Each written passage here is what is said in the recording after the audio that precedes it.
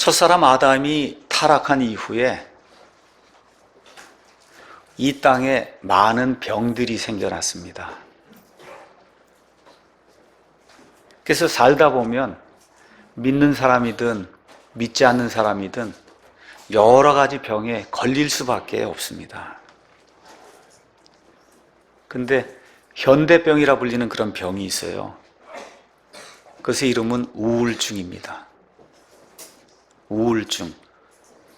우울증은 이상하게도 잘 못 사는 나라에서는 별로 생기지 않아요. 우울증은 잘 사는 나라에서만 생기는 그런 병이에요.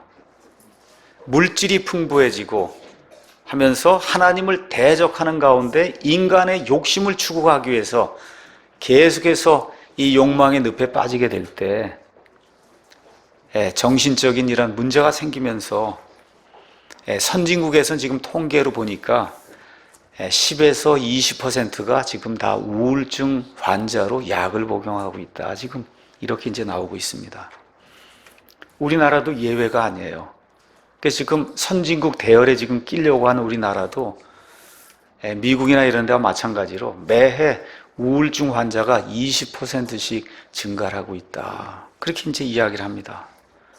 이 세상에 약이 많은데 가장 많은 약이 아마 어쩌면 감기약일 거예요. 감기약 다음으로 가장 많은 약, 많이 팔리는 약이 현재 우울증 치료제입니다. 우울증 치료제. 여러 종류의 신약이 지금 개발이 되고 있어요. 그래서 우울증은 영어로 디프레션, 프레스, 이렇게 프레스가 됐다는 거예요. 눌렸다는 겁니다. 이게 눌렸어요. 그래서 감정 관련 이런 질병 가운데 많은 사람들에게 가장 많이 영향을 미치고 또 계속해서 많은 사람들에게 이렇게 악한 세력을 확장하는 이와 같은 병이 우울증입니다. 제가 올해 만 57세입니다. 52세가 되기 전까지는 우울증이 뭔가 하고 살았어요. 우울증이라는 게 도대체 왜 걸리나. 이렇게 도대체 저 사람이 우울증, 뭐 수면 부족, 아니면 불면증, 이게 도대체 걸릴 수 있는 건가. 이게 사람이. 그렇게 하고 제가 살았습니다. 많은 역경이 제 삶에도 있었지만, 하나님께서 때때로 보내주시는 긍휼, 그 다음에 은혜, 이런 거 받으면서 그래도 하나하나 이겨내며 그렇게 살았어요. 지금부터 정확하게 5년 전 바로 이 시점에 우리가 2011년 400주년 기념판 성경을 다 교정을 보고 출간을 다 하고 그러고 난 이후에 갑자기 제게 이 가을의 어느 날부터 감당할 수 없는 우울증이 생기기 시작했어요. 잠을 잘 수가 없게 됐습니다. 그 이유가 뭐냐? 저도 생각지도 않았는데 미래가 너무나 불확실한 거예요. 도대체 이게 어떻게 될 것인가.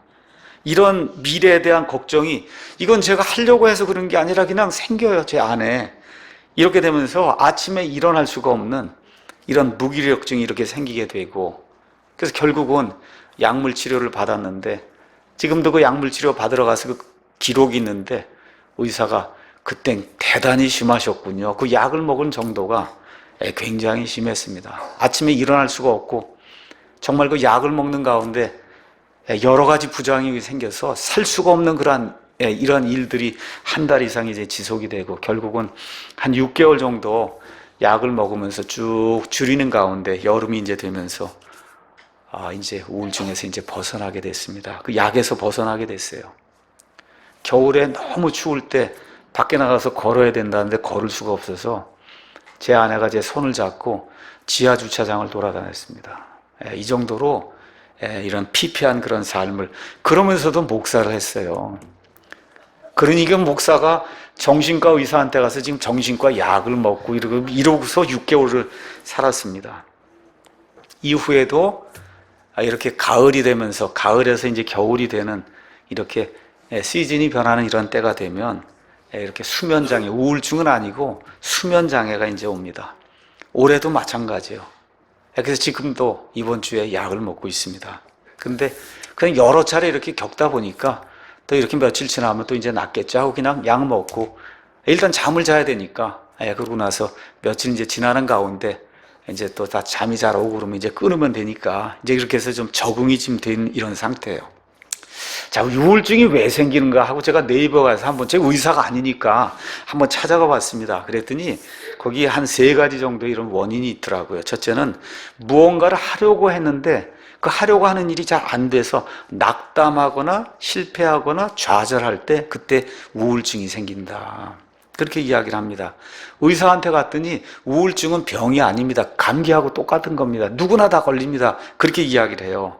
그 다음에 이제 2번째는 상실. 배우자를 잃거나 친구를 잃거나 가족을 잃거나 뭐 돈을 잃거나 하여튼 무슨 무언가를 상실하게 될 때 그 정도가 심하면 그럼 우울증이 온다. 그 다음에 3번째는 배신당했을 때, 배신. 이게 도대체 이런 일이 있을 수 있을까 하는 그 배신감이 몰려오게 될 때 사람들이 우울증에 걸린다. 그렇게 이제 이 분석된 자료가 있었습니다. 고통과 좌절, 우리 인간이기 때문에 저도 옛날에 20살 때 여기 우리 청년들이 있고 하지만 그때는 그런 게 있으리라고 생각도 못했지만 그게 이 삶에 있고 이제 아들은 없지만 딸 다 이렇게 해서 시집 보내고 다 이렇게 하면 다 끝나는 줄 알았는데 보니까 그게 아니더라고요. 보내고 났더니 그때부터 또 일이 생기더라고요. 예. 그래서 이게 고통과 좌절, 이 고난, 어려움 당하는 것은 이건 죽을 때까지 가는 거구나 하는 걸 나이가 점점 들면서 이제 좀 철이 들면서 그걸 이제 정확하게 이제 알게 되는 것 같아요. 옛날에 그런 건 몰랐지만 이렇게 교회도 하고 하는 가운데 부부간에 이제 갈등이 생기는 것 제 눈으로 이제 보게 되고 그래서 신실한 그런 성도들 가운데도 부부끼리 맞지 않아서 이혼하는 그런 사례도 보게 되고 그것으로 인해서 상처받는 그와 같은 거 자녀들도 보게 되고 또 이렇게 교회를 하다 보니까 참 저렇게 좋은 사람인데 어떻게 저런 사람에게 저런 희귀 질병이 있을 수 있을까? 도저히 고칠 수 없다고 하는 그런 질병이 이 사람에게 임해서 그 사람도 어려움을 당하고 그 가족도 어려움을 당하고 정말 눈물 흘리고 하는 이런 걸 보면 가슴이 아픕니다. 멀쩡하던 남편이 갑자기 쓰러져서 그래서 누워서 이제 죽음을 바라보고 있는 이와 같은 사람도 생기고 또 어떤 사람 아주 젊은 사람인데 28, 29분이 안 된 사람인데 교회에 이렇게 방문했는데 말기암 선고를 받았다 그래요. 사랑하는 사람하고 헤어질 수도 있고 제 딸 같은 경우 이번 여름에 한 3개월, 4개월 이상 출산 후에 그 후유증으로 이렇게 불면증이 오고 우울증이 와서 말 그대로 그 아이도 그냥 무기력한 그런 상태로 한 3, 4개월 지내는 동안에 우리 교회에 와서 또 좋은 의사를 만나고 이렇게 이제 하면서 힐링이 돼서 이제 돌아가서 정상적인 그런 생활을 하고 있어요. 결혼 때문에, 직업 때문에 정말 사람이 살다 보면 여러 가지 어려움이 우리 가운데 이제 생기면서 사람이 우울증에 걸릴 수 있다. 이게 사실이에요. 그리스도인도 걸릴 수 있다. 목사도 걸릴 수 있다. 제가 사안증이니까요. 그래서 그것이 우리의 인생이 안고 있는 이와 같은 공통적인 어려움이다. 제가 여러분에게 이번 주에 문자를 보내면서 1948년 건국 이래 우리 대한민국이 최대의 위기를 맞고 있다. 이렇게 이제 말씀을 드렸습니다. 북한에서 핵무기를 개발해서 언제라도 한 방을 터뜨리면 그저 50만 명, 100만 명 이렇게 죽는 것은 문제가 안 돼요. 그거 한 방이 터지면 우리나라랑 모든 게 다 멸절이 되는 이와 같은 지금 악한 상황에 지금 빠져 있습니다. 대통령을 하겠다는 사람이 북한에게 인권법 같은 거 통과하는 거 이런 걸 물어봐야 되겠다. 이 정도의 이 사상의 해이가 지금 우리나라에 지금 가득 찬 이런 상태에 종북주의자들의 선동이 일어나고 있는 이런 악한 상황 속에서 우리가 잘 아는 것처럼 최순실 게이트라고 하는 이런 악한 상황이 대통령에게 이제 발생하게 됐습니다. 최순실이라고 하는 이와 같은 그 여인이 대통령의 업무, 특히 대통령의 이 영과 혼, 이 사상에 관여하는 국기문란 사태가 이제 발생한 것, 저와 여러분이 다 뉴스를 들어서 알고 있습니다. 사실 국가의 지도자 대통령과 또 대통령이 지도하고 있는 이런 나라가 악한 영에 의해서 조종을 받고 있는 이 사실 자체가 우리에게 비극이에요. 그렇지 않습니까? 그것 자체가 비극입니다. 온 국민이, 저를 포함해서 온 국민이 비통함을 느끼고 있어요. 어쩔 수 없이 우리가 박근혜 대통령을 이제 뽑았지만 누굴 뽑겠습니까? 그래서 뽑았는데 이상하게 이번 정부에 지금 들어와서 2014년 4월 16일 세월호 사건이 생기면서 정말 무고한 사람 한 300여 명이 죽거나 실종되는 그와 같은 그 비극이 이 정권 아래에서 일어났는데 누가 그 일을 했냐? 예수님을 믿는다고 하는 그 사람들이 이 조직을 해서 그래서 구원파라고 하는 이와 같은 사람들이 이런 일을 했다고 해서 기독교인들이 얼마나 오랫동안 고통을 받았습니까? 그렇죠? 예수님 예자도 끝내지 못하고 더욱이 거기가 침례, 그러니까 침자도 끝내지 못하는 이러한 악한 상황이 지난 한 2년 동안 이렇게 이제 지속이 됐는데, 그래서 이번에도 또 지금 문제가 되는 게 최순실의 아버지가 공식 호칭이 뭐예요? 최태민 목사라는 거예요. 목사. 그 지금 사회에 문제를 일으키고 있는 게 지금 다 어찌됐든 공식적으로 기독교, 그렇죠? 교회 다니는 사람, 또 특히 목사, 지금 이렇게 지금 되고 있는 거예요.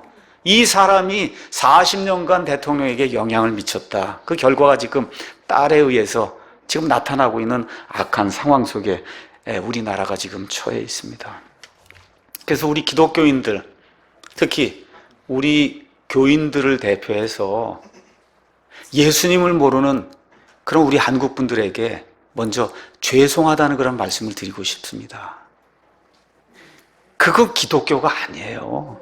그 기독교가 아닙니다. 근데 다 교회라는 간판, 목사라는 호칭, 뭐 이런 걸 들고 다니면서 예수님과는 정반대가 되는 그런 일을 하는데, 믿지 않는 사람들의 입장에서 보면 다 이게 교회가 하는 걸로 보이지 않겠어요? 목사가 하는 걸로 보이지 않겠습니까? 이래서 너무너무 답답한 겁니다. 너무너무 답답해요. 자, 이런 가운데 제가 한번, 어쨌든 저도 이 한 조직을 이끌고 나가는 지도자예요. 대통령을 한번 생각해 봤어요. 대통령. 어떤 생각이 들었냐? 죽지는 않을까 하는 그런 생각이 들었어요. 아버지가 총 맞아 죽었어요. 어머니가 총 맞아 죽었어요. 그러한 그 인고의 세월을 걷고 그런 가운데 어떻게 하다 이걸 지금 알게 돼갖고 여기까지 왔는데, 제 마음속에 제일 먼저 든 것이 대통령이 악한 일을 하면 안 되겠다. 자해하는 그런 일을 하면 안 되겠다. 우울증이라는 게 이래서 오는 거거든요. 분명히 잠 못 자고 지금 우울증에 빠질 이런 상황이 됐는데 이런 일이 생기면 안 되겠다. 실질적으로 2009년 5월 23일에 노무현 대통령이 투신 자살하지 않았습니까? 먼 일이 아니에요. 먼 나라 일이 아니에요. 우리나라 전직 대통령이 투신 자살하는 그런 일이 생겼어요. 가서 찾아보니까 어떻게 돼 있습니까? 뇌물수수, 그렇죠? 친척들의 뇌물수수, 이런 것 때문에 생긴 이 자괴감, 이런 것 때문에 결국 투신 자살할 수밖에 없는 이와 같은 상황이 생긴 것으로 많은 사람들이 이렇게 분석을 하고 있어요. 저는 정말 이번 사건을 계기로 대통령이 잘못한 거, 그거 어떻게 해요? 법의 심판을 받아야 돼요. 법의 심판을 받아야 되는 겁니다. 다만 이것을 빌미로 종북 세력들이 나타나서 선동질을 하고 이 좌파적인 종북적인 이런 성향을 보이는 데서 지금 이런 일들을 해서 언론의 모든 것들이 나와요. 그 안에 사실만 저와 여러분이 받아들이고 대통령도 잘못한 것에 대해서는 법의 심판을 받아야 된다. 하지만 이것을 빌미로 국가를 전복시키려고 하거나 이것을 빌미로 해서 북한이 위협을 하고 침략을 하는 그런 악한 일이 생기지 않도록 우리가 그리스도인이라고 하면 저 권력을 하나님께서 주셨기 때문에 저 대통령을 위해서 기도하고 이 나라의 안위를 위해서 아침 저녁으로 기도하는 것이 우리 그리스도인의 책무라고 감히 말씀드립니다.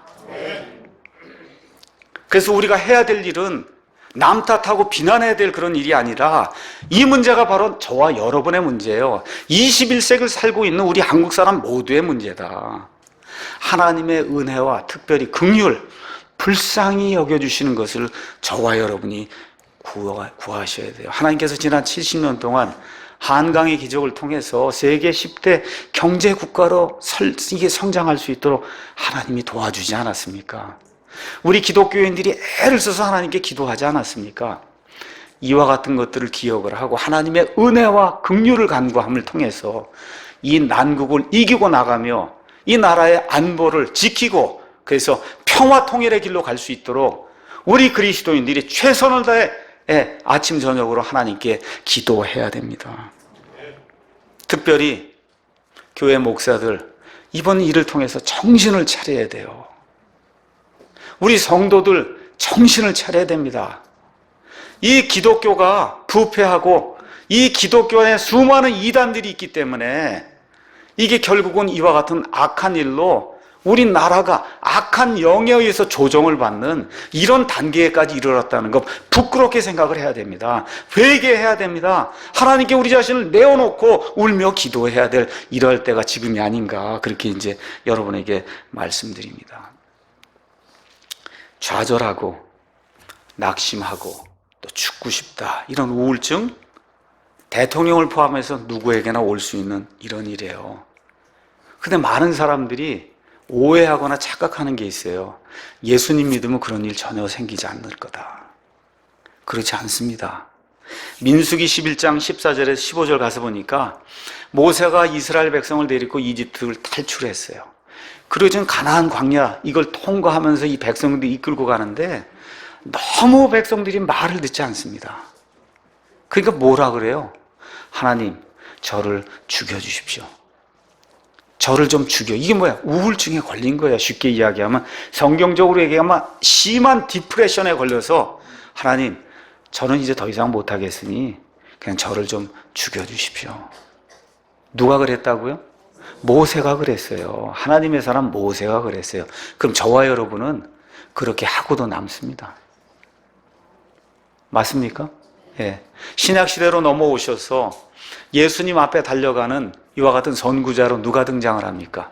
침례자 요한이 등장해요. 그렇죠? 요한이 등장해서 회개의 말씀을 가지고 사람들을 예수님께로 인도하고 하는데 인도하면 할수록 사람들이 점점 더 멀어지는 거예요. 그래서 결국은 어떻게 됐어요? 감옥에 갇혀서 나중에 목이 베어 죽임을 당하는 이와 같은 최후를 맞이하게 되죠. 감옥에 갇혀서 가만히 생각해 보는 거예요. 내가 뭘 잘못한 게 있는가? 하나님의 영의 인도를 받고 하나님께서 원하시는 대로 다가오는 그 메시아를 위해서 그 메시아를 위해 준비된 그 백성을 마련하기 위해서 최선을 다해 하나님의 말씀을 선포한 것뿐이 없는데 결국 나머지 지금 이 남아있는 게 뭐예요? 감옥에 지금 갇혀서 목이 잘리는 그것만 남아있단 말이에요. 그러니까 좌절이 되고 우울증이 생겨서 어떻게 예수님께 제자들을 보내면서 당신이 정말 오시겠다고 한 그 메시아가 맞습니까? 여러분 그런 확신 가운데 3년 동안 말씀 전하지 않았어요? 그래서 지금 감옥에 갇혀서 너무너무 이 좌절이 되고 우울증이 다가오니까 내가 지금까지 선포했던 그분이 정말 당신 그분 맞습니까? 그렇죠? 이런 정도의 그런 우울증이 믿는 자들. 근데 침례자 요한에 대해서 예수님이 뭐라 그래요? 여자에게서 나온 사람들 가운데 가장 큰 자가 침례자 요한이라 그랬으니까 침례자 요한도 그랬는데 저와 여러분 별 수 있어요? 예, 별 수 없습니다. 유명한 설교자 스펄전이 있어요. 스펄전도 평생 동안 두 가지 때문에 고생을 많이 했어요. 하나는 그에게 통풍이 있었습니다. 통풍. 그 엄청난 통풍, 그 아픔이 오게 될 때 그가 우울증에 걸리면 벗어날 수가 없을 정도로 힘들었다는 그런 기록이 있어요. 그러니까 훌륭한 목사든 모세처럼 훌륭한 그런 지도자든 아니면 침례자 요한처럼 훌륭한 대언자든 사람이 낙심할 수 있고 좌절할 수 있고 실패할 수 있고 그 결과 우울증에 걸릴 수 있다고 하는 것이 그게 성경과 인류의 역사가 증언하는 바다. 그래서 오늘은 성도와 불신자는 이와 같은 낙심되는 상황, 실패해서 어려운 이런 상황, 우울증을 대하는 이런 태도 면에서 성도하고 그 다음에 믿지 않는 사람은 어떤 차이가 있는가?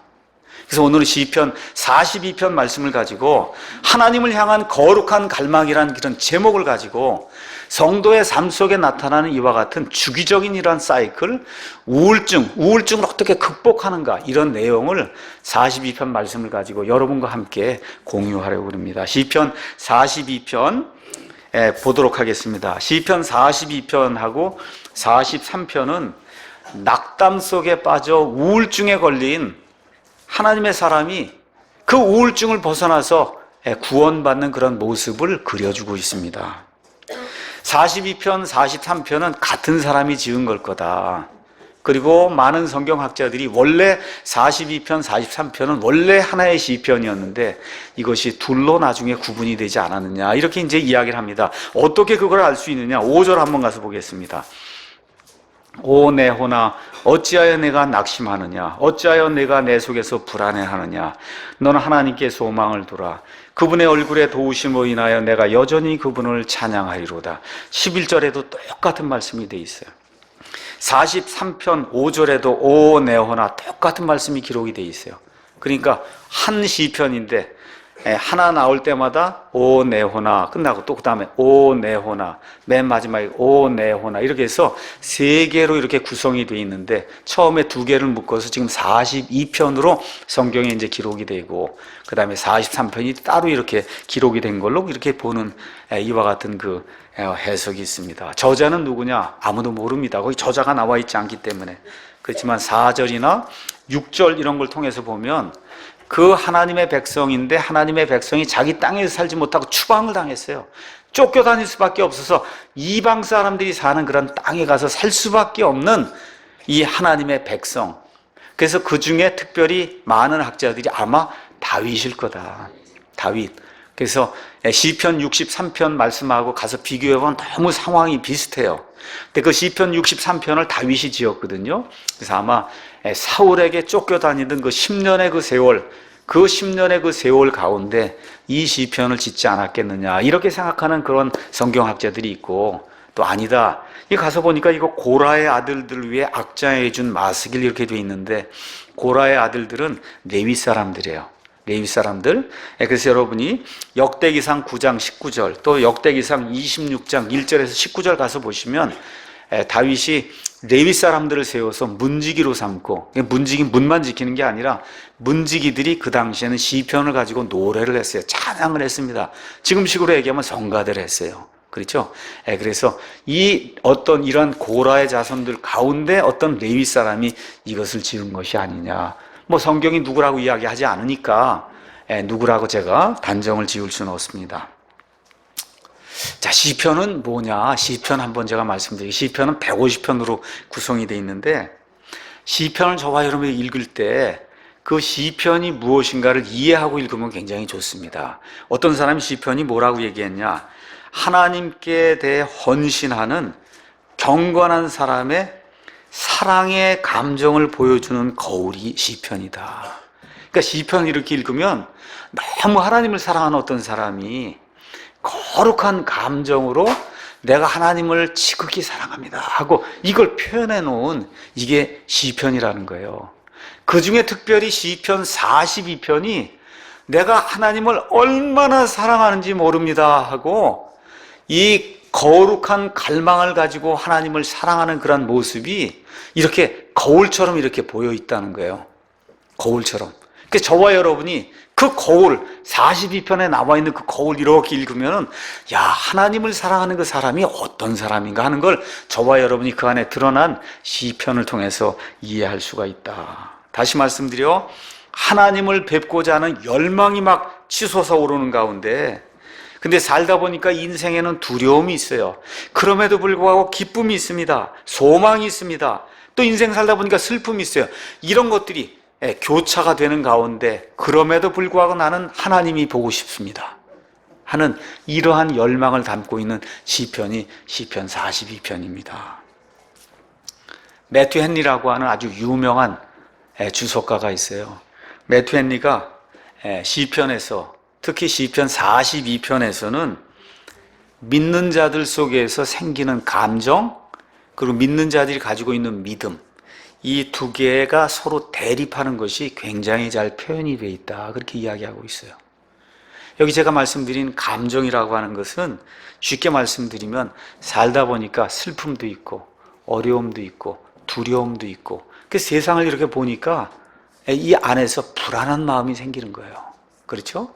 믿는데도 불구하고 그럼에도 불구하고 하나님을 향한 그와 같은 갈망과 소망이 있어서 이 두 개가 서로 대립을 하는 가운데 맨 마지막에는 하나님을 향한 믿음이 이 사람의 모든 것을 지배하면서 하나님을 하는 그 열망 속으로 이 사람이 빨려 들어가면서 이 모든 것을 이기는 그런 모습이 여기 시편 42편에 이제 특별히 기록이 되어 있습니다. 나는 예수님 믿으니까 아무것도 두렵지 않아. 거짓말입니다. 거짓말이에요. 여러분, 베드로가 예수님을 몇 번 부인했어요? 3번 부인했어요. 왜 부인했어요? 무서워서 부인한 거예요, 여러분. 무서워서. 뭐 다른 거 아니에요. 저와 여러분 장담하면 안 돼요. 인간이기 때문에 저와 여러분이 아무리 믿음이 강해도 삶의 어려움과 슬픔과 두려움과 죽음이 바로 내 앞에, 요 코앞에 와 있다 그러면 우리 가운데 불안이 엄습하는 거, 그게 당연한 거예요. 그 당연한 거. 나는 없다. 그건 사람이 아닙니다. 사람이 아니에요. 진짜요. 제가 말씀드린 건 사람이 아니에요. 사람이 아니면 어느 면에서 구원받지 못해요. 사람이래야 구원받는 거예요. 사람이래야. 다시 말씀드립니다.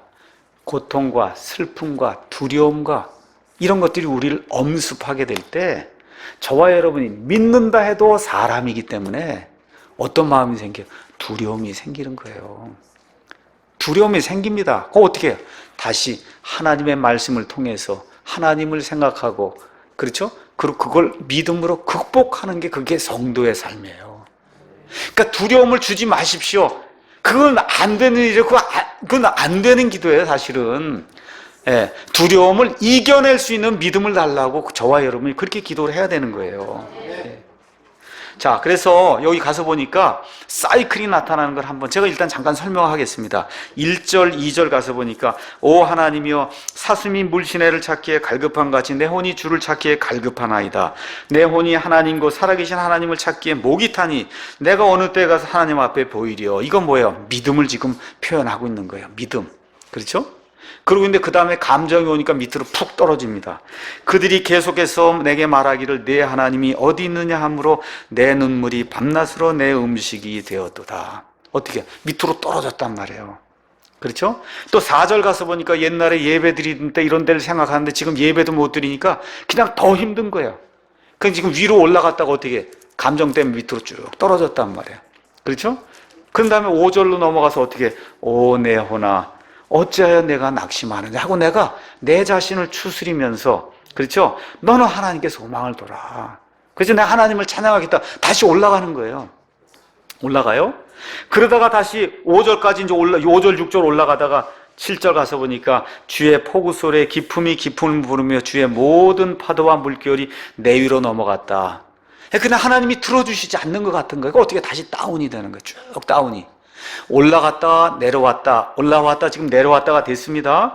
8절 가니까 그러할지라도 하니까 다시 또 올라가는 거예요. 그렇죠? 그러할지라도 이게 또 올라가는 거예요. 그렇죠? 주님이 낮에 내게 인자하심을 명령하시고 밤에는 주님에 대한 내가 노래가 있고 찬양기도 하고 쭉 이제 올라간단 말이에요. 그렇죠? 근데 10절 가니까 또 떨어지는 거예요. 왜 그래? 내 원수들이 내 뼈를 찌르는 칼같이 나를 모욕하면서 내 하나님이 어디 있냐? 그러니까 밑으로 푹 떨어진단 말이에요. 또 그러니까 어떻게 시편 기자가 아니지 하고 어떻게 11절에 가서 오 내 혼아 왜 내가 낭망하네 다시 올라가잖아요. 이거 여러분 보셨죠? 이게 성도의 삶에서 나타나는 주기적인 사이클이에요. 어떻게 올라갔다가 내려갔다가 올라갔다가 내려갔는데 맨 마지막에 저 밑으로 가면 안 되고 맨 마지막에 올라가서 이렇게 딱 끝나는 게 이게 성도의 삶이에요. 그러니까 성도의 삶 속에 그냥 스승장구 쫙 하면서 그냥 처음부터 끝까지 천성을 향해 한 번도 밑으로 떨어짐 없이 가는 일, 그거는 불가능한 기적. 그건 없는 거예요. 그건 없는 거. 이해하시겠어요? 여러분이 성경 가셔서 아브라함을 보시고 모세를 보시고 다윗을 보시고 베드로를 보고 침례자 요한을 보고 바울을 보고 누구를 봐도 다 어때요? 올라갔다 내려갔다 올라갔다 내려갔다 하는데 전체적으로 보니까 전체가 올라가더라는 거예요. 이렇게 전체 삶을 보니까 올라가는데 중간에 올라갔다 내려가다 올라가, 이게 나타나는 게 그게 정상적인 그리스도인의 삶이다. 왜 그래요? 인간이기 때문에. 여러분 이해하시겠죠? 그러니까 저와 여러분에게도 이렇게 나타나면 이게 정상이라는 거예요. 쭉 떨어질 때도 있어요. 그렇죠? 이거 정상에 어떻게 다시 올려야 되는 거예요. 그렇죠? 이렇게 되는 삶이 그리스도인의 삶이다. 자, 하나님을 갈망하는 거 1절에서 5절 말씀을 여러분에게 이제 강의하겠습니다. 자, 저와 여러분이 믿는 성도입니다. 여기 지금 시편 기자 하나님 믿고 구원받은 사람이잖아요. 그렇죠? 그러면 성도가 누구냐? 저와 여러분이 하나님 앞에 이 지위가 뭐냐는 거예요. 성도, 세인트라고 이렇게 불릴 때 제가 정의를 내리면 하나님의 은혜, 거저 주시는 선물, 그 은혜, 긍휼, 어떻게 베풀어 이게 불쌍히 여기는 거, 그렇죠? 그걸 하나님의 은혜와 긍휼로 예수님의 십자가의 피로 죄와 사망에서 구원받은 자가 성도예요. 맞죠? 맞습니까? 그래서 그 전에는, 구원받기 전에는 저와 여러분의 영이 있긴 있는데 기능을 제대로 발휘하지 못해서 영적으로 죽은 상태에 있었는데, 말씀을 듣고 내가 예수님을 구원자로 영접을 하는 그 순간에 영이 와서 탁 친단 말이에요. 하나님의 영께서. 그게 치시면서 뭐가 들어오냐 하면 예수님의 생명, 라이프가 쓱 들어온단 말이에요. 예수님의 생명, 새 생명이 들어와요. 그러니까 예수님의 생명이 들어오니까 예수님의 삶이, 라이프가 우리 가운데서 나타나는 거, 이게 성도예요. 예수님의 생명, 라이프가 들어오니까 예수님의 삶, 라이프가 우리 안에서 생겨나는 이런 사람이 성도다. 그러니까 삶의 변화가 나타나지 않으면 그리스도인이 아니에요. 그럼 구원받을 때 나타나는 가장 큰 표적이 뭐냐? 방언이 아닙니다. 무슨 엄청난 기적을 행하는 것이 아니에요. 어떤 것이 나타나냐? 하나님을 향한 갈망이 나타나요. 하나님을 향한 갈망. 그게 여러 가지로 표현이 될 수 있는데, 여기 하나님을 향한 갈망, 여기 가서 보니까 오 하나님이여, 사슴이 물 있는 시내를 찾기에 갈급함같이 내 혼이 주를 찾기에 갈급합니다 하는 이와 같은 거룩한 갈망이 구원받으면 나타날 수밖에 없는 거예요. 이게 나타나지 않으면 구원받았다고 이야기할 수가 없습니다. 우리 교회에 3가지 비전이 있어요. 그 비전 중에 첫 번째 비전이 뭡니까? 하나님을 뜨겁게 추구한다, 그렇게 돼 있잖아요.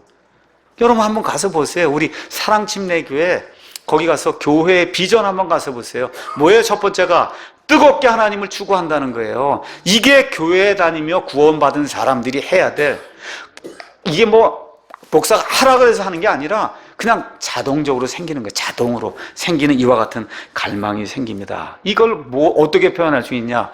아기가 갓 태어나면 어떻게 자동으로 엄마 젖을 찾는 거예요. 그렇지 않습니까? 뭐 이것저것 물불 안 가리죠. 뭐 달라 그래요? 젖만 달라 그러잖아요.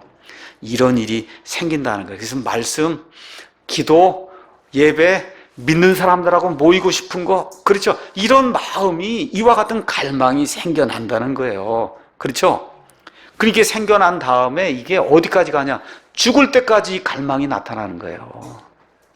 죽을 때까지 하나님에 대한 갈망이 계속해서 나타나는 그 사람, 뭐는 있어도 올라갔다 내려갔다 올라갔다 내려갔다는 있어도 죽을 때까지 하나님의 그 존전에, 하나님의 임재 앞에 하나님을 좀 봤으면 좋겠다고 하는 이와 같은 그 갈망이 끊임없이 지속이 되는 그런 사람을 성경은 성도라고 이야기하는 거예요. 1, 2절 제가 읽은 대로 오 하나님이여, 사슴이 물시내를 찾기에 갈급함같이 내 혼이 주를 찾기에 갈급하나이다. 내 혼이 하나님 곧 살아계신 하나님을 찾기에 목이 타니 내가 어느 때에 가서 하나님 앞에 보이리요. 이렇게 지금 기록이 돼 있어요. 지금 여기 사슴이 나옵니다. 중동 지방에도 사슴이 있어요. 이 중동 지방에는 건기가 있고 우기가 있어요. 비가 많이 내리는 때가 있어요. 12월쯤 되면 비가 많이 내리고 넘어서게 되면 비가 안 내리는 건기가 됩니다. 그러면 우기 때에는 이렇게 물이 불어나서 하천이 생기고 시내가 생기고 아무 때나 물 먹을 수 있어요. 그렇지만 이게 건기로 접어들게 되면 그 모였던 물이 다 없어지게 돼요. 없어지게 되면 사슴들이 물을 먹어야 되는데 물을 찾는 그 모습을 지금 여기 시편 기자가 기록하고 있는데 너무너무 물이 없으니까 이게 사막이 되고 나니까 사람들이 어떻게 증언하는지 아십니까? 사슴들이 오아시스가 있다는 신기루를 본다는 거예요. 너무나 물이 먹고 싶어서 저기에 그냥 물이 엄청나게 있는 그런 오아시스처럼 거기를 달려간다는 겁니다. 달려가요. 간데 있어요, 없어요? 없어요. 그렇게 되면서 목이 말라서 목이 타서 죽는 그와 같은 사슴들이 많다고 이 많은 사람들이 증언을 하거든요. 지금 여기 있는 이 시편 기자가 지금 자기 땅에 살지 못하고 쫓겨났어요. 그렇죠? 그 전에 그 백성들과 함께 그 예배드린 그런 거, 이게 너무너무 간절한데 어느 정도로 간절하냐? 사슴이 오아시스 신기루를 보고 거기에 물이 있는 것처럼 그걸 향해 그냥 철력 질주해서 갔는데 물이 없다. 그래서 죽는단 말이에요. 이 정도의 그와 같은 그 애절한 심정을 가지고 주님을 찾았다. 지금 이러한 사람이 하나님을 사랑하는 그런 성도라고 그렇게 이야기하고 있는 거예요. 지금 이 시편 기자가 그와 같은 그 하나님께로 향한 그런 갈망을 지금 이렇게 표현하고 있는 거예요. 한마디로 애절한 거예요. 이런 애절함이 어디서 나오냐? 내가 취약하다는 것을 인정할 때 나오는 거예요. 내가 부족하다, 병에 걸렸다, 그렇죠? 낙심이 된다, 좌절이 된다, 실패했다, 그렇죠? 이와 같은 일이 우리 가운데 생기며 우리를 엄습하게 될 때, 다른 말로 이야기하면 우울증에 걸려서 잠을 잘 수 없는 그런 상황이 될 때, 이럴 때 두 종류의 반응이 나타나요. 믿지 않고 믿음이 약한 그런 사람은 안 되겠다고 완전히 좌절해서 밑으로 떨어지게 되고, 그렇죠? 주님을 사랑하고 주님을 갈망한 사람은 어떻게 다시 일어난다는 겁니다. 다시 일어나는 그런 일이 생긴다. 근데 이 시편 기자가 지금 찾는 거는 하나님이 건강 주는 거, 하나님이 돈 많이 주는 거, 하나님이 좋은 차 주는 거, 이런 거 찾습니까? 아니면 하나님을 찾습니까? 이게 성도예요. 하나님 고쳐주지 않아도, 좋은 차를 주지 않아도, 좋은 아파트를 주지 않아도 저는 하나님만 찾습니다. 예. 그래서 여기 하나님만 찾잖아요. 그렇죠? 하나님만 찾는 게 성도예요.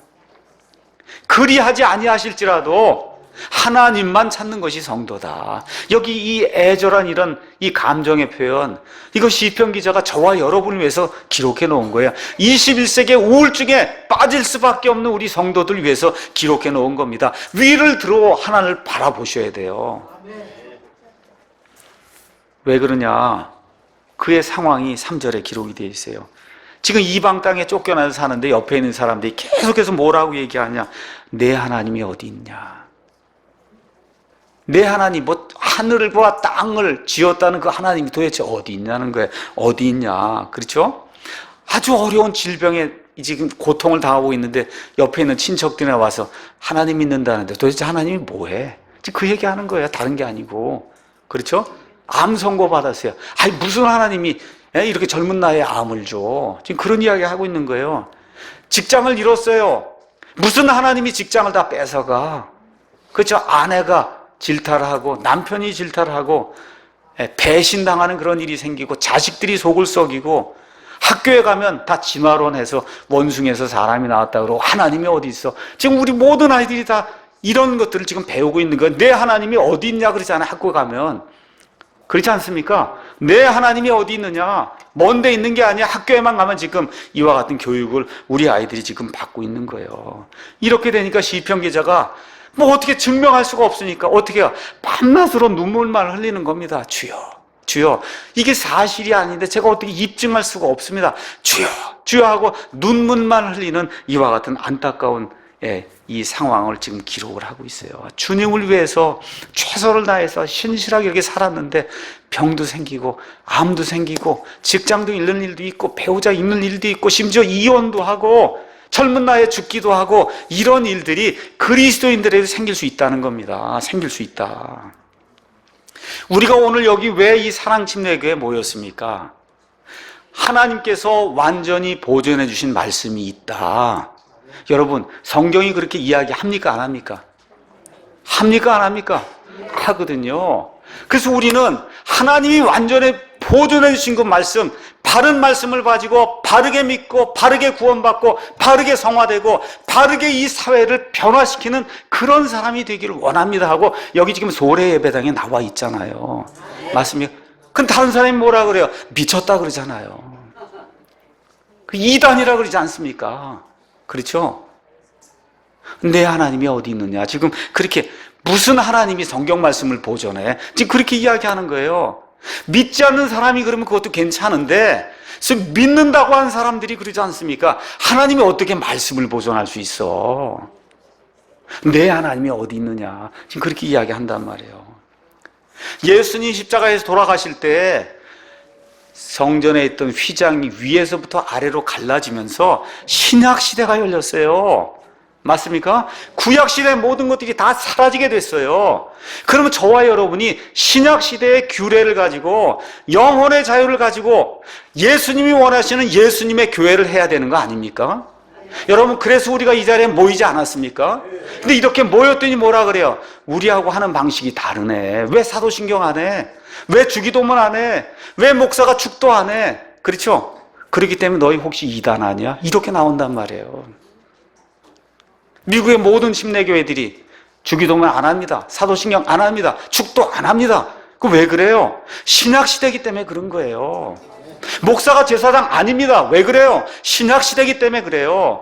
여기가 성전이 아닙니다. 왜 그래요? 신약시대이기 때문에 여기는 예배당이지 성전이 아니에요. 이런 것들을 저와 여러분이 지키기 위해서 애를 쓰며 아이들과 함께 예배드리러 오는데 손가락질 하는 거예요. 내 하나님이 어디 있냐? 그게 어디 있냐? 이 시편 기자의 이와 같은 그 악한 상황이 바로 성경대로 믿고자 하는 저와 여러분의 악한 상황이거든요. 내 하나님이 어디 있냐? 완전히 보존된 성경 말씀이 어디 있냐? 신약교회가 도대체 뭐냐? 어때요? 그래서 우리가 우는 거예요. 눈물을 흘리는 거예요. 하나님, 우리가 이렇게 악한 상황에 빠져 있는 주여 도와주십시오. 그렇죠? 도와주십시오. 이거를 벗어나서 이렇게 하는 게 정상인데 이걸 할 수 있는 교회들이 세워질 수 있도록 하나님께서 이 나라와 이 민족을 하나님이 도와주시길 원합니다 하고 그 일을 하기 위해서 저와 여러분이 이 자리에 모여 있는 겁니다. 지금 저자는 6절에 가서 보니까 이방인들의 땅에 추방이 된 그런 신세예요. 6절에.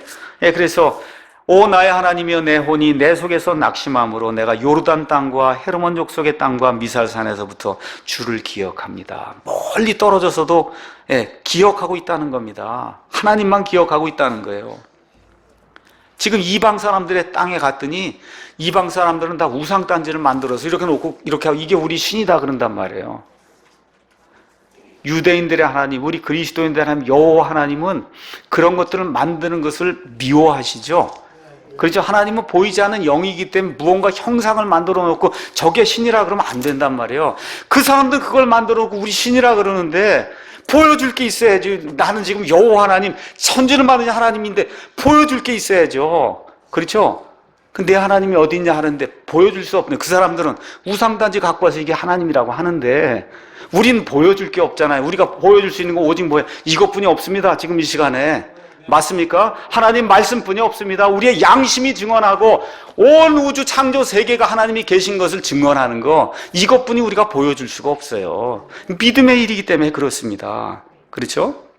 이런 상태에서 4절 가서 보니까 어떻게 되어 있어요? 내가 전에 그 무리 곧 거룩한 날을 지킨 무리와 함께 기쁨과 찬양의 소리를 내며 하나님의 집에 갔으므로 이 일들을 기억할 때 내가 내 혼을 내 속에서 쏟아내는도다. 옛날에 하나님을 사랑하는 무리들과 함께 가서 기도하고 찬송하고 하나님의 말씀을 낭독하고 교제하던 그 일이 또 떠오르는 거예요. 지금 이방 땅에 사는 가운데. 그러니까 더 슬픈 거예요. 그런 거 몰랐으면은, 그렇죠? 그러면 슬프지 않을 텐데, 그때 그렇게 즐겁게 영혼의 자유를 가지고 그렇죠? 최선을 다해서 하나님을 기뻐하고 그렇게 모이던 그런 무리들, 그때 드리던 그런 예배, 이런 것들이 생각이 나니까 더 슬픈 거예요. 더 슬퍼지는 겁니다. 그렇죠? 유대인들이 1년에 3차례 하나님의 집에 나아갈 수밖에 없었어요. 그렇죠? 그래서 이 시편 기자 다윗이 시편 84편, 시편 120편 이런 데 가서 보니까 하나님의 집에 거하는 게 이 세상에 어떤 것보다 가장 기쁘다, 이렇게 표현하는 그와 같은 시편의 말씀이 있습니다. 지금 이방 땅에서 예배를 드릴 수 없으니까 그냥 계속해서 눈물만 나오는 거예요. 눈물만. 그렇죠? 낙심이 되며 지금식으로 얘기하면 우울증이 생기는 거예요. 우울해지는 거예요. 그래서 우리 사랑침례교회 오늘 400~500명, 500명 이렇게 모였습니다. 어떤 사람이 모였냐? 이 심정을 가진 사람이 모인 거예요. 하나님 앞에서 같은 믿음을 가진 성도들과 함께 성령님으로 충만한 가운데 진리의 말씀으로 예배를 드리면 좋겠다. 여러분, 그런 심령으로 모였습니까? 네. 이 시편 기자가 그 마음을 가지고 있는 거예요. 우리 사랑침례교에 오시는 모든 성도들이 이 마음을 가지셔야 돼요.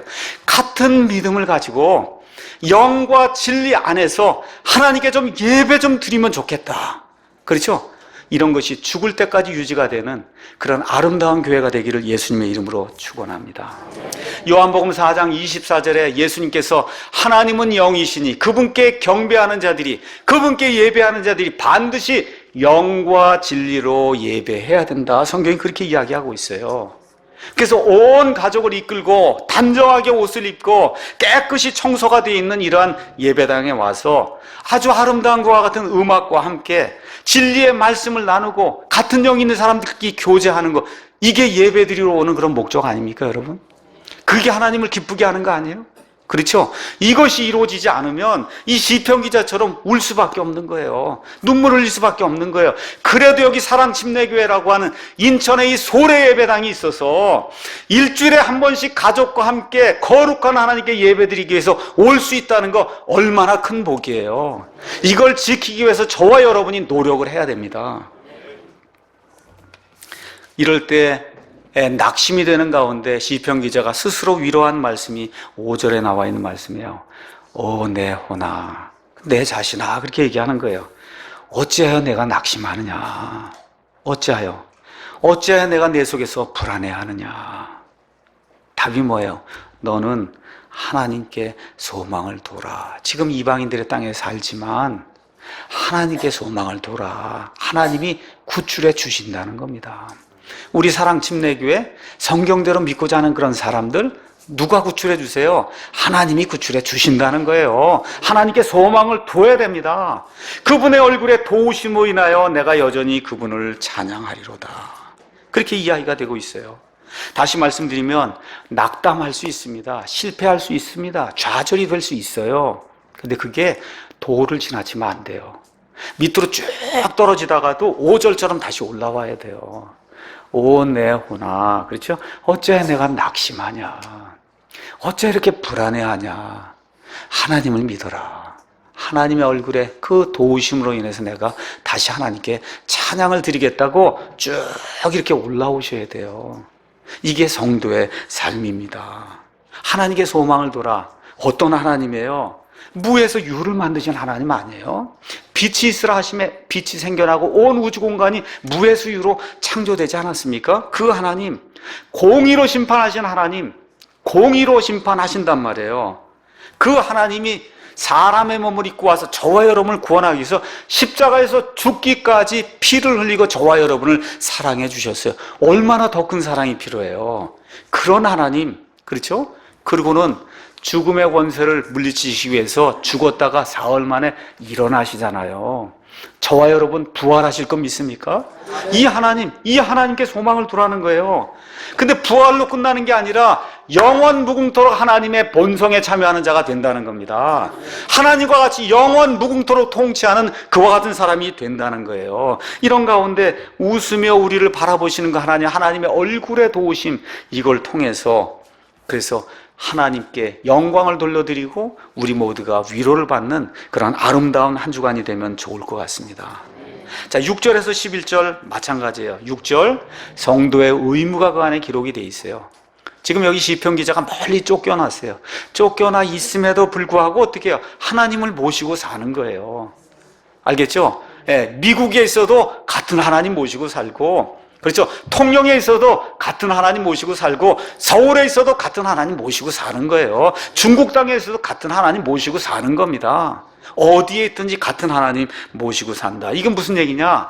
일하다가도 짬만 나면 하나님 생각, 그렇죠? 하나님의 말씀이 생각나고, 우리 가족, 나와 함께 있는 가족이 생각나요. 우리 교회가 생각이 나요. 인천의 소래 예배당이 생각난단 말입니다. 예배드리는 것이 생각난단 말이에요. 하나님과 함께하는 천국이 생각이 난다는 겁니다. 이런 것이 하나님이 이야기하는 성도의 삶이다. 이렇게 이야기하면서 주님께서 위로와 그 다음에 이 기도와 찬송을 주신 내용이 8절에 기록이 되어 있어요. 하나님이 낮에는 내게 인자하심을 보여주신다는 거예요. 인자하심을 보여주니까 내가 밤마다 찬송을 드리고 기도를 드리는 것과 같은 내용이 성경에 기록이 되어 있어요. 그 내용이 지금 8절에 이렇게 나와 있습니다.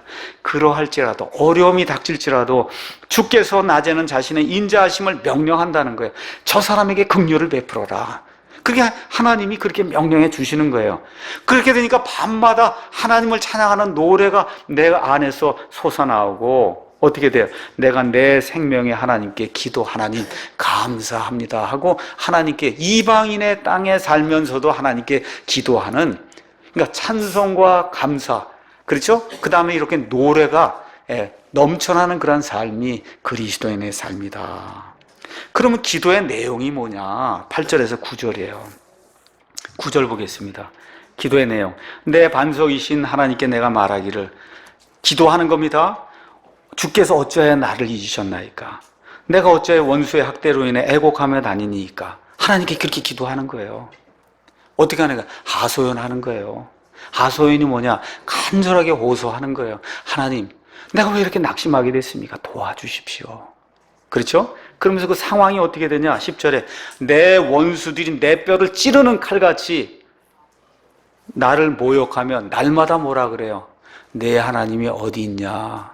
하나님, 그렇게 저들이 저를 죽이려고 그렇게 하고 있습니다. 도와주십시오. 이게 기도예요. 다른 거 아니에요. 여러분, 기도가 뭐예요? 하나님께 하소연을 하는 거예요. 호소를 하는 거예요. 이 상황이 이렇습니다. 성경을 대적하는 자들이 나타나서 우리를 괴롭게 하고 있습니다. 하나님께서 도와주셔서 사람이 하나님을 이기지 못하도록 하시기 바랍니다. 이 나라가 지금 풍전등화같이 어려운 상황에 빠져 있습니다. 대통령에게 바른 영을 주시고 바른 정신을 주시고, 하나님, 이 나라의 안보를 주님께서 책임져 주셔서 북한의 위협이 절대 우리나라에 닥치지 않도록 하나님께서 도와주시기를 바랍니다 하고 우리가 하소연을 하는 거예요.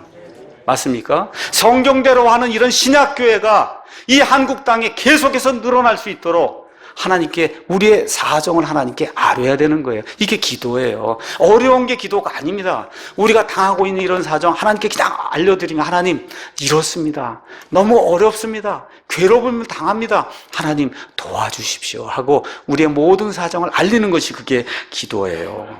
길지 않아도 됩니다. 길지 않아도 돼요. 사도행전 4장 29절 30절 가서 보니까 사도들이 이 바리새인들과 종교 지도자들, 이 사람들을 죽이려고 할 때 모여서 짧게 기도해요. 어떻게 기도하는지 아십니까? 주여, 저들의 위협을 내려다 보시고 합당하게 저들을 처리해 주십시오. 길지 않아요, 기도가. 하나님, 말씀을 대적하고 예수 그리스도를 대적하는 저들을 하나님 내려다 보시지 않습니까? 저들의 위협을 내려다 보시고 저들을 합당하게 하나님께서 처리해 주십시오. 이렇게 기도한 거예요. 우리가 지금 질병을 앓고 있습니다. 어떻게? 하나님, 어렵습니다. 힘이 듭니다. 아픕니다. 하나님, 하나님께서 도와주셔서 벗어날 수 있도록 해 주십시오. 재정적인 어려움을 당하고 있습니다. 결혼 생활에 어려움이 있습니다. 자식들이 속을 썩입니다. 교회 안에 문제가 있습니다. 아버지 하나님, 이 모든 것들을 하나님께서 내려다 보시고 하나님의 은혜와 긍휼을 베풀어 주셔서 여기서 벗어날 수 있도록 하나님 도와주시기 바랍니다 하고 내 간절한 마음을 하나님께 쏟아놓는 것, 이게 기도예요. 이렇게 기도한 이후로 어떻게 돼요? 다시 쭉 올라와서 어떻게 되는 거예요? 오 내 혼아, 어찌하여 내가 낙심하느냐? 어찌하여 내가 내 속에서 불안해하느냐?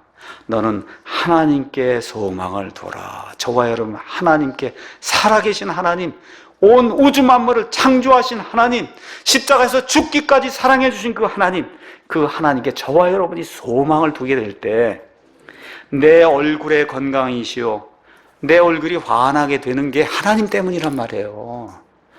하나님 때문에. 내 얼굴의 건강이시오, 내 하나님. 누구의 하나님이에요?